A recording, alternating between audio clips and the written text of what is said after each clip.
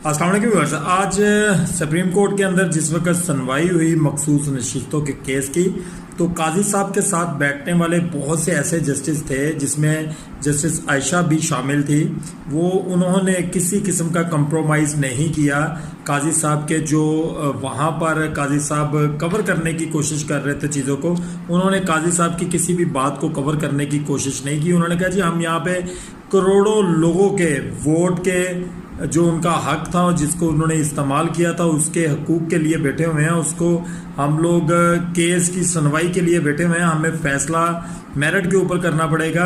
काजी साहब ने बहुत ज़्यादा कोशिश की कि फ़ैसला जो है वो आज उनकी मर्ज़ी का सुना दिया जाए, लेकिन इसको दोबारा से जनाब पोस्टपोन कर दिया गया और 1 वीक का टाइम ले लिया गया, क्योंकि काजी साहब ये बात जानते थे अगर आज फ़ैसला सुनाया जाता तो तमाम तर लोग काजी साहब के ख़िलाफ़ थे और फ़ैसला भी काजी साहब के ख़िलाफ़ ही होता।